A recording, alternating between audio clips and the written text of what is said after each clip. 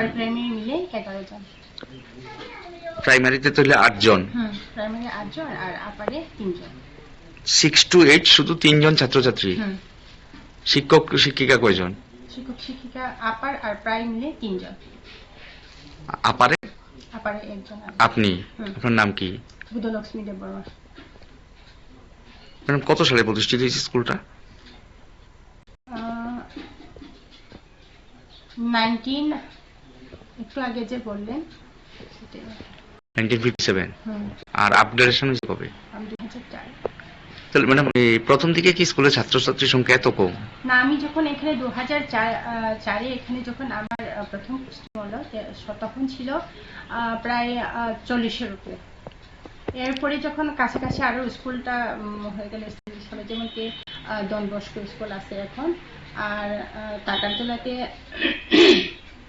Hollong academy আছে, তারপরে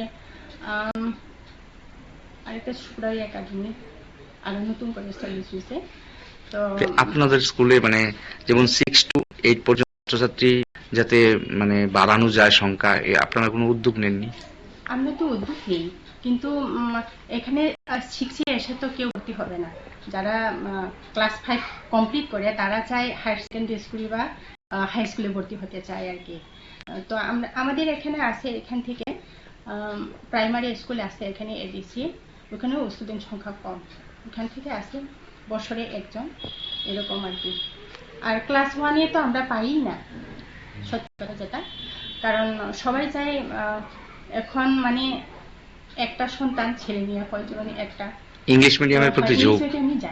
এটা কি বাংলা মিডিয়াম গভর্নমেন্ট? হ্যাঁ, বাংলা মিডিয়াম গভর্নমেন্ট। তারপরে আবার হয়েছে এখানে সুদন্দ, আগে যেটা Sudand Debbarma memorial English medium school, আবার ইংলিশ হয়ে গেছে, ওইখানে আবার সবাই ওইখানে নিয়ে যায়। স্কুলে জলের কোনো পানীয় জলের কোনো সমস্যা আছে? পানীয় জলের শুনেছি তো এখন ইদানিং নাই, কিন্তু এর আগে তো ছিল, এখন তো সাপ্লাইয়ের ব্যবস্থা হয়ে গেছে।